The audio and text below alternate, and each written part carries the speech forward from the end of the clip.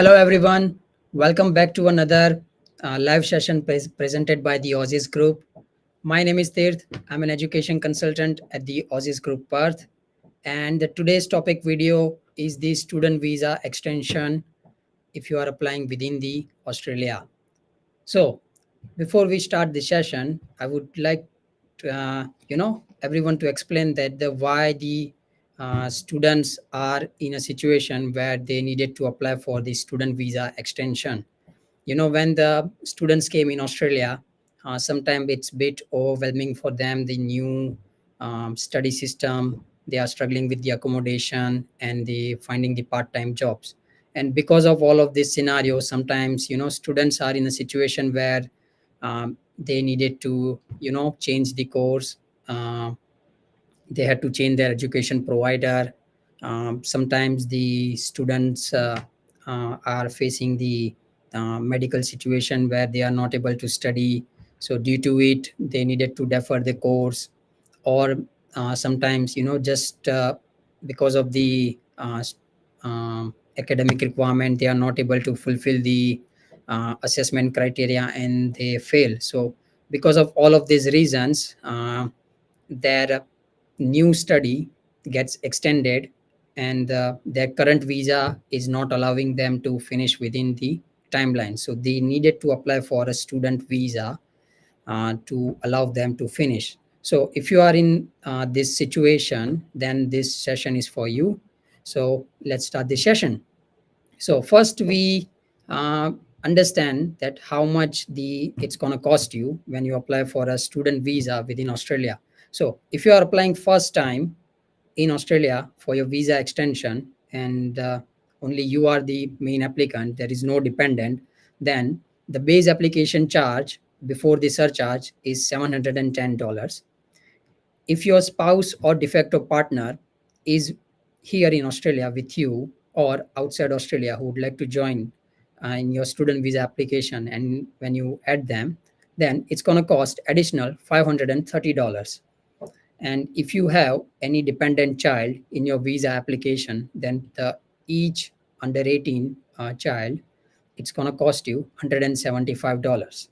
Now, uh, one small little thing that you need to keep in your mind: if you are applying your student visa consecutively a second time within Australia, then you are subjected to pay the subsequent temporary application charge, um, which is 700 each per applicant. I'll explain it to you. Let's say you arrive in Australia first to study Masters of Business Administration from UWA University.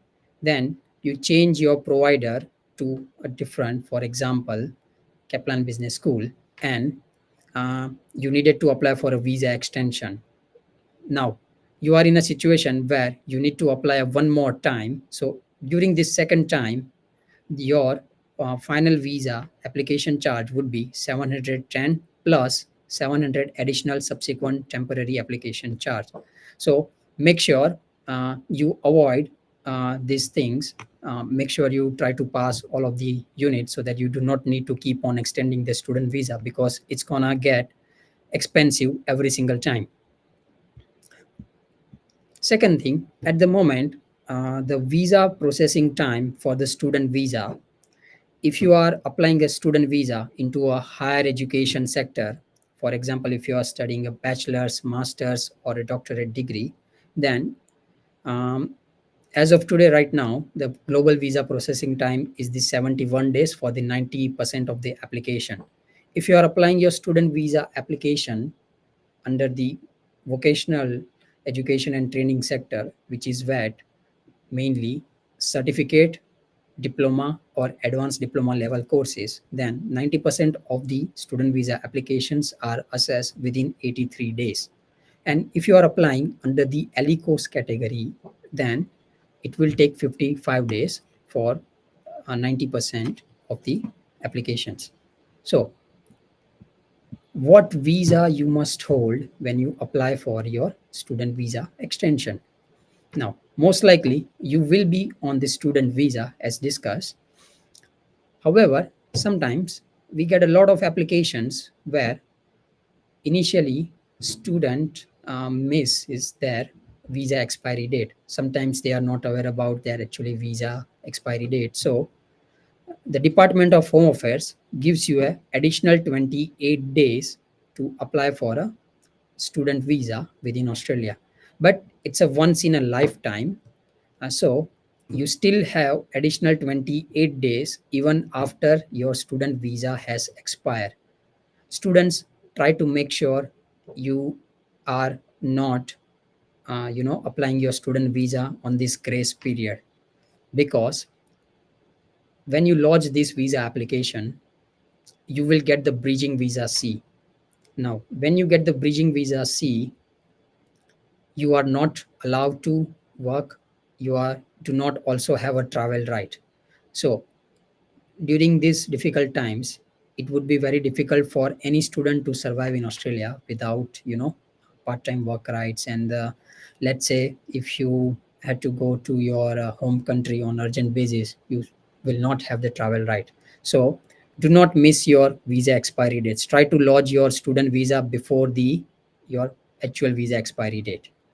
Now, I'll be talking about what are the documents and the information that you needed to provide to the Department of Home Affairs. Uh, During this session, if you have any sorts of the doubts or the confusion, feel free to put your comments into the comment section. At the end of the session, I'll be answering all of your questions.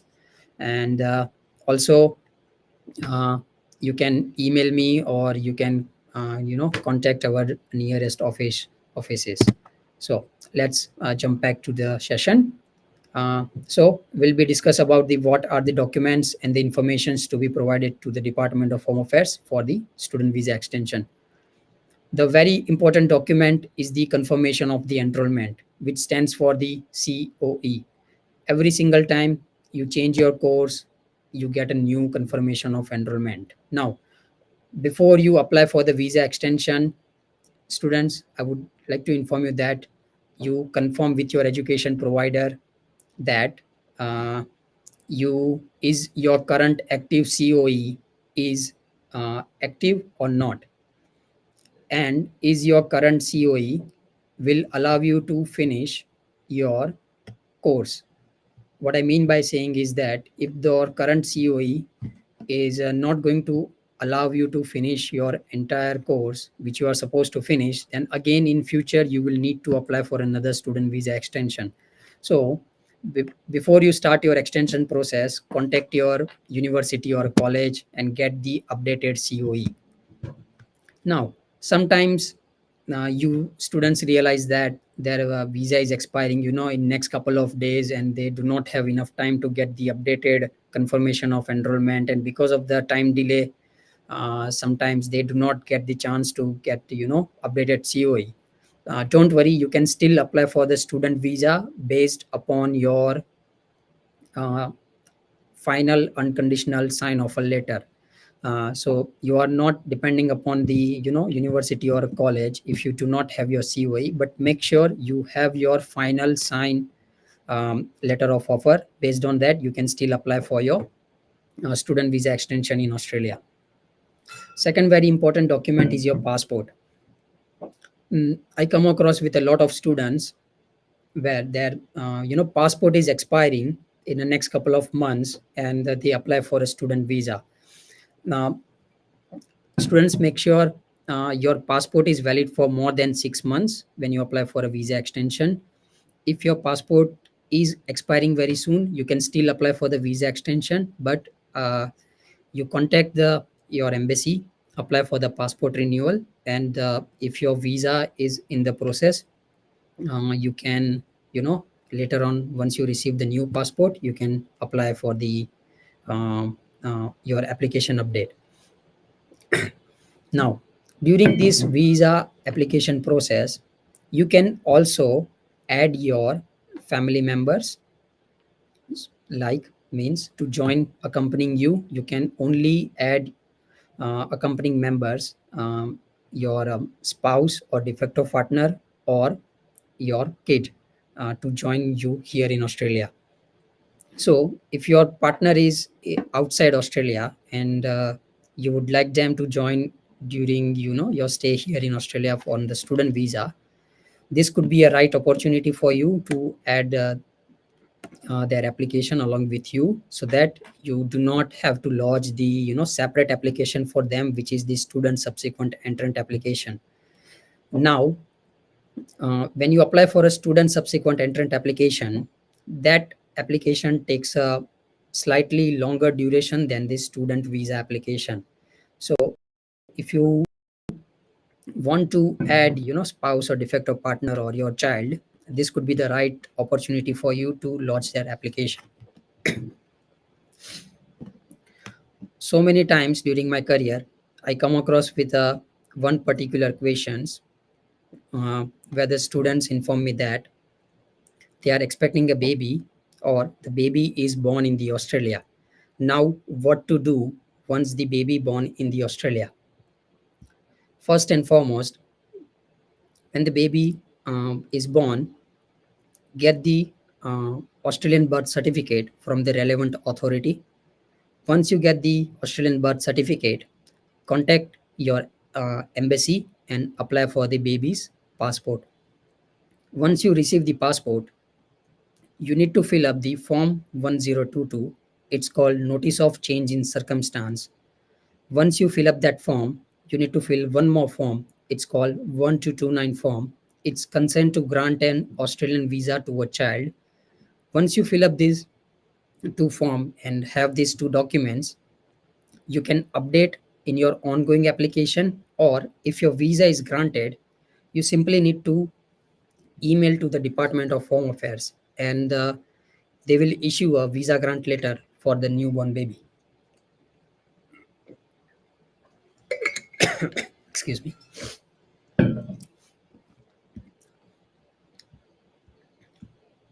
Students, if you have any questions during the session, feel free to put up in the comment section. At the end of the session, I'll be answering all the questions. Once you gather your updated COE, once you have the your identity documents, which is passport, now it's time to get the official transcript from your education provider. Now, why you need these documents? You've been in the Australia for past couple of years before the visa expiry date. Department of Home Affairs expects you to provide the official transcript. It's a proof that during the last couple of years you've been studying, but because of some reason, you are not able to finish the study. So official transcript, on the official transcript, they can see that how many units you have been studying in Australia since past, the whatever the period you are here in the Australia. So, and if you are not able to get the official transcript, especially for the vet sectors, you have a unique student identify number, USI number. You can log in into your USI portal, you can download the USI transcript, and you can update into your visa application. Before moving to the financial section and the what are the English requirement, I would like you to introduce to a SSVF framework. So student visa are basically guided by the SSVF framework, which is known as Simplified Student Visa Framework. It follows the combined country and the provider risk model. They have categorized all the country and all the education provider in Australia under the three categories, is level 1, level 2, and the level 3. Level 1 being the low risk provider, level 2 means the medium risk provider, and the level 3 means high risk provider. Department of Home Affairs does not openly tells provider data that this country is in level 1, this institute or this education provider is in the high risk or the low risk model. Instead, they provide a document checklist tool. At the end of the session, I will share that link so that you can also check whether your education provider is level 1, 2, or 3, or your country. You can check there. Once you select your country and once you select your education provider, the list will come up, and it will show whether you need a financial documents in English or not.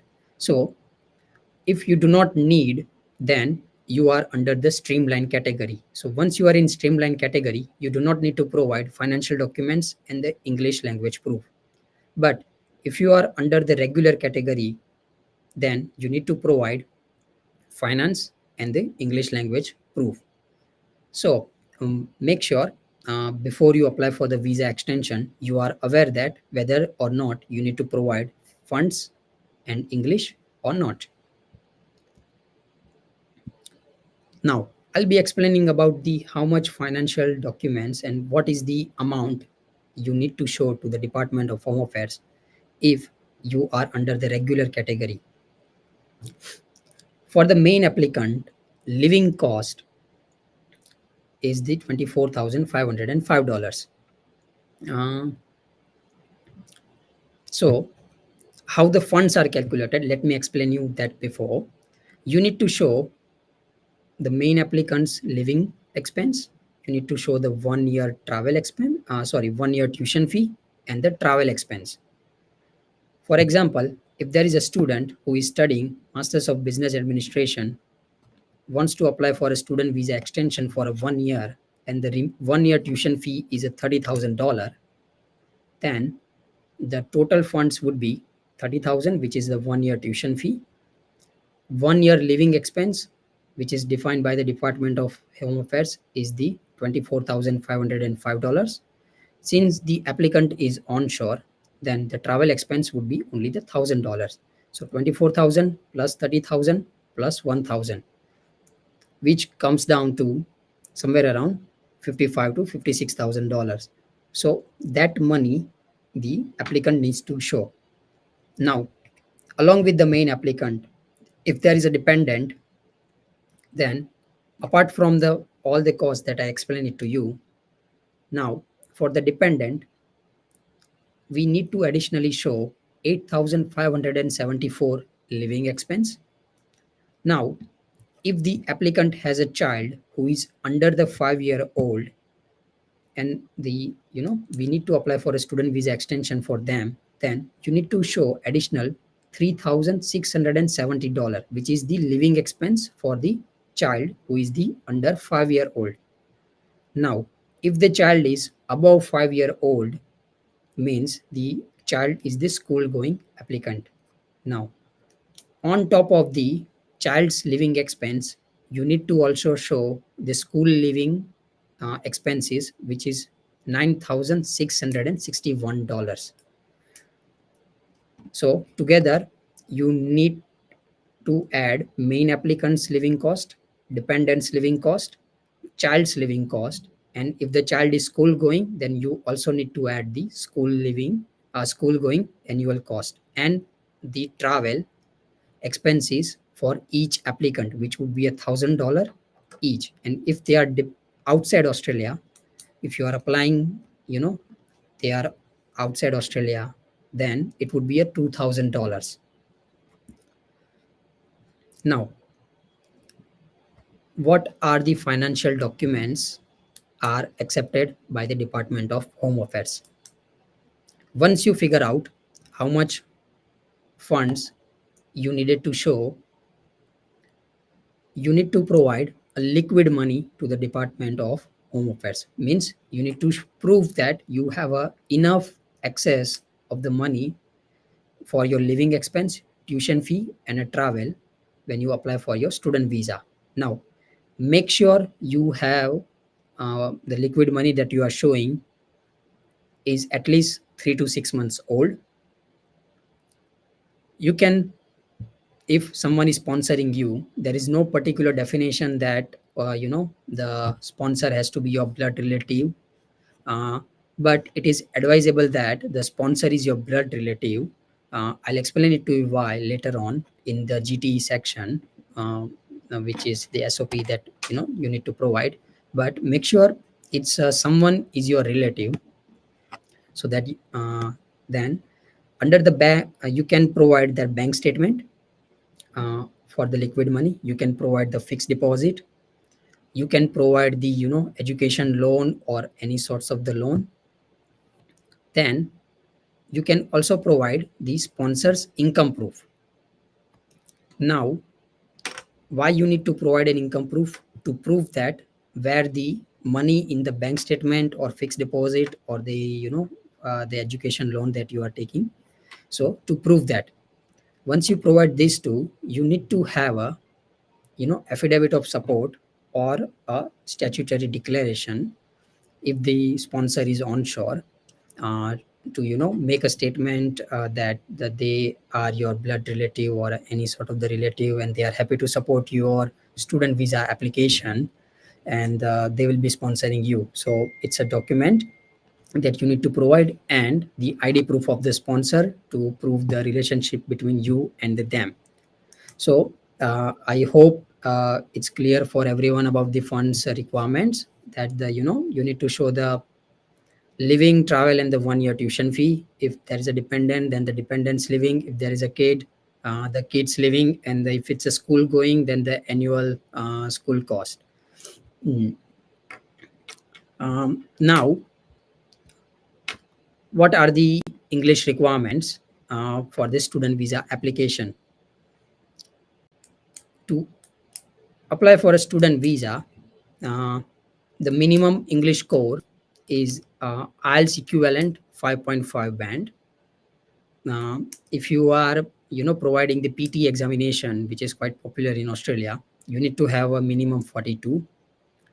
If you are providing the OET test, you need a B for each test component. If you are providing the Cambridge uh, English test, then you need to have a 162 score. And if you have a valid TOEFL which was taken before the 25th of July, uh, it has to be the minimum of the 46. Now, in Australia, uh, government is giving you a relaxation when it comes to the English language requirement. The most important thing is that if you are in Australia, and if you have finished or ongoing qualification is higher than the certificate 4 or equivalent to a certificate 4, and you have finished more than 51% of the study. For example, you are studying the certificate 4 in commercial cookery. There are total 10 units that you need to study, and you have finished the 6 units. Then once you get the official transcript from your education provider, that 6 units official transcript is your English language proof. I will repeat one more time by giving you a different example. For example, a student is studying Masters of Business Administration from the Edith Cowan University. Student needs a visa extension for the 2 more units. And so once you students apply for the official transcript, total units needed to finish the course is 16, and the student has passed total 14 units, which is more than 51%. So the official transcript for the past unit is the English language proof. So do not worry if you do not have a valid English a test. You can still apply for the student visa extension process. If you have finished your high school in Australia in the last 2 years, and if you are applying for another student visa extension application, you still can provide your secondary school certificate as a part of your English language proof. There is a one more provision that uh, if you do not have more than 51% of the qualification proof, then you need to book your English language test. And for that one, I would suggest simply book um, PTE or IELTS. And and if you want to prepare for that, you can basically visit our PT tutorials or the IELTS tutorial website. All the course materials, everything is available over there, and you can prepare. If you do not have the valid English proof at the time of the student visa application, you can book the English test while applying for the student visa, you can provide a proof that you have booked the English test, and you can attach in your visa application. And once you receive, your English score, just simply update your student visa application. When you apply for a student visa, it is also important to provide your medical health insurance, because it's a part of the visa requirement, and you need to maintain the health insurance requirement. So simply, when you apply for a student visa extension, you need to purchase a medical insurance extra 2 more months normally by the if your student visa end date is the 1st of the October 2024, then you need to purchase the medical insurance for extra 2 more months. Why Department of Home Affairs request for the 2 more months? Because once you finish your qualification, your education provider needs time to assess your assessments, prepare your degree certificate transcript, and to have a graduation ceremony. So they give extra 2 more months on your proposed study, and they give extra 2 more months the student visa duration.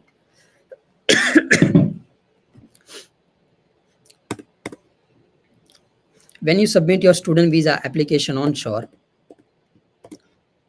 you need to, in your application form, you need to provide your employment details, because on the student visa in Australia, you are allowed to work 48 hours fortnight.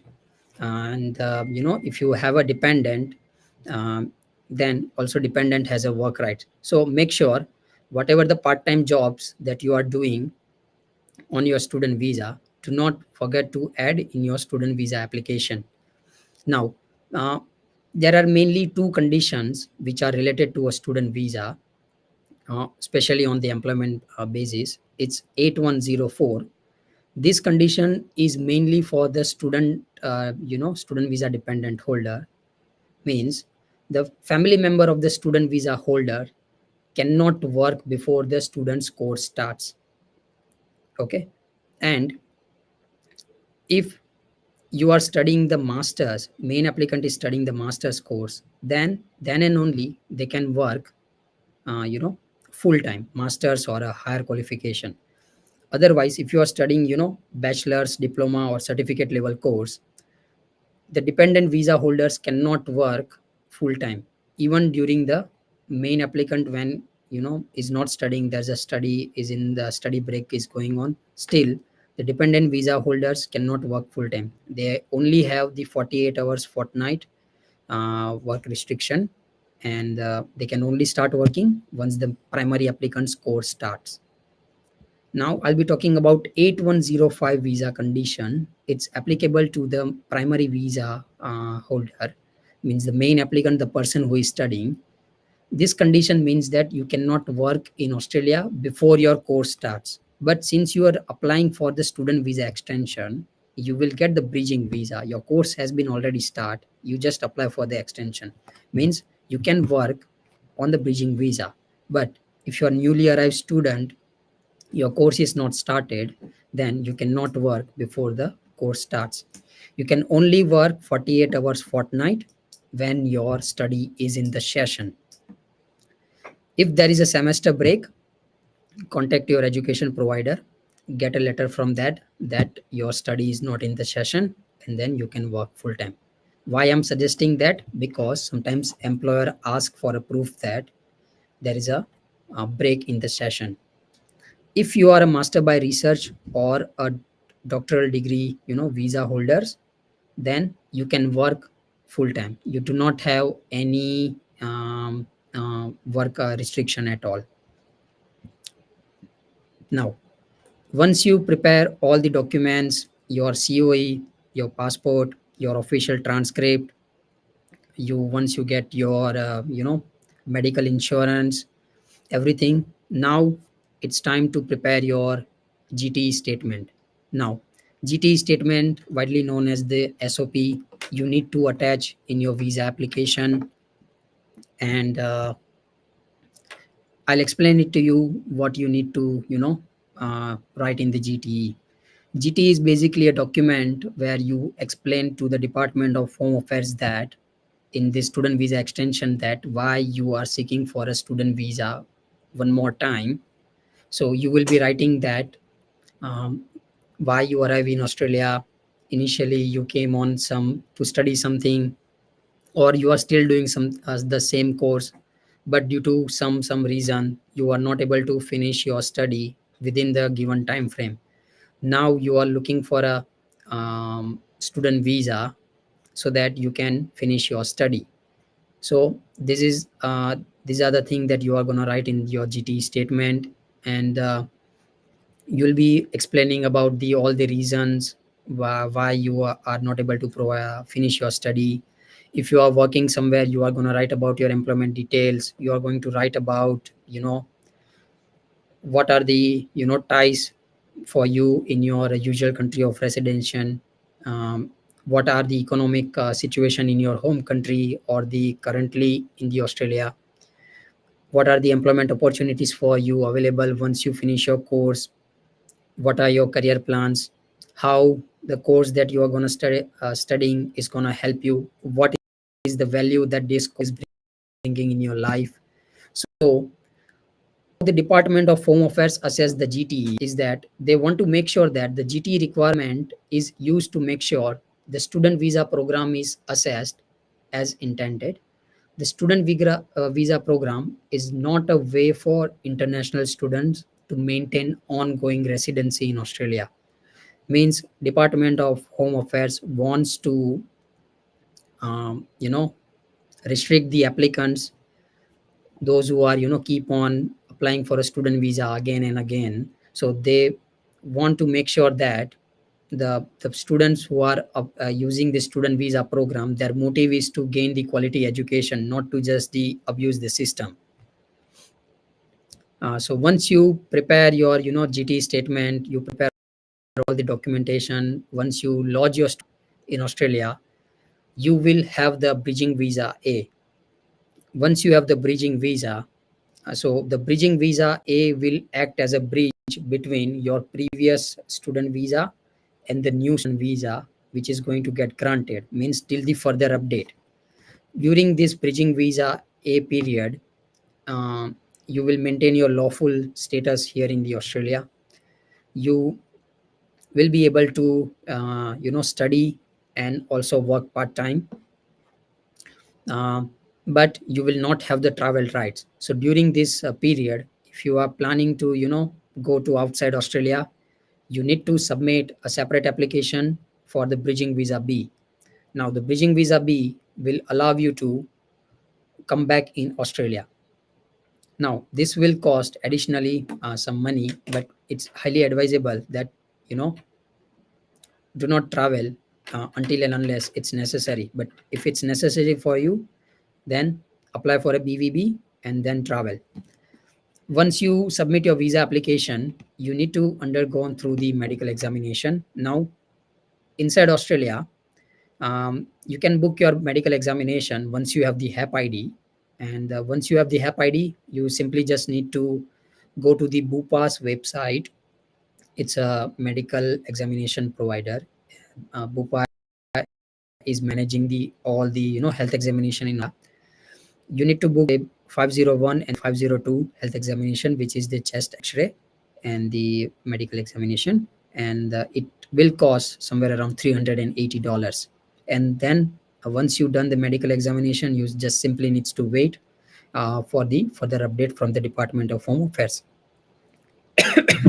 Sometimes case officer needed some further information to assess your visa application, so they may give you the section 56. It's a request for the further information, and in that further request for the further information document, they give you a 28 days of the time to provide an additional information. And once you provide them, after that they may take final decision or the finalize your application. So that's it all for today. Now I'll be answering the your questions.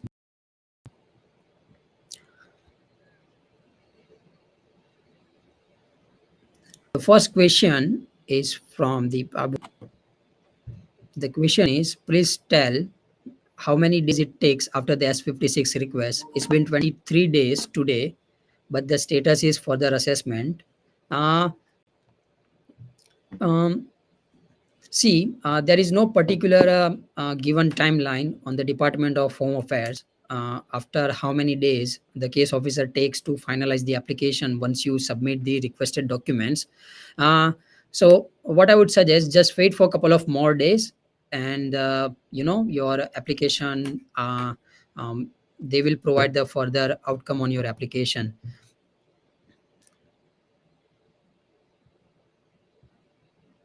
Another question is from the Senge Dema. Our course is completing on the 6th March 2025, but the visa is expiring on the October 2024. Am I eligible for the visa extension? And if so, how long will I get?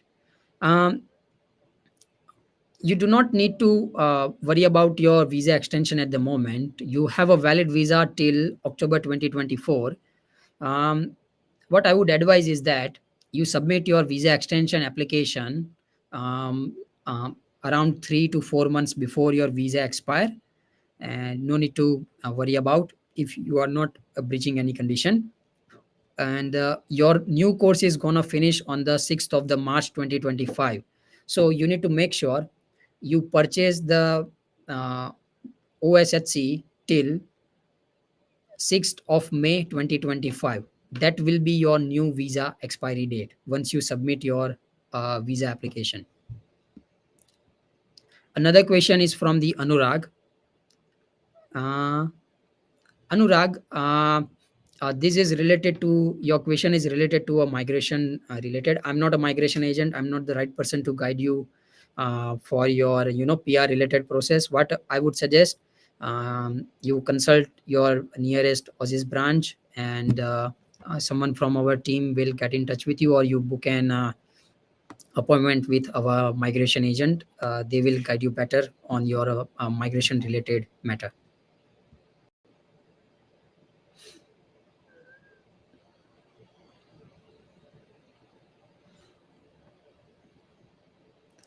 Another question is from the Akshay Patel. His question is that his student visa is expiring on the 15th of March. When he can apply for the student visa extension? Akshay, you can prepare for your application. We can help you to submit your visa application now. So make sure you submit your visa application before the 15th of March anytime. Okay.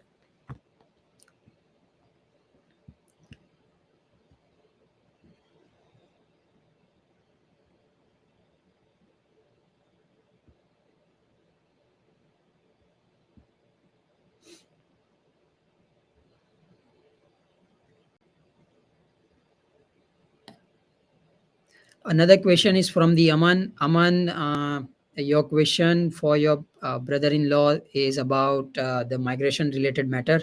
I would suggest you book an appointment with one of our registered migration agent, and they will be able to assist you for your brother-in-law's, migration-related application.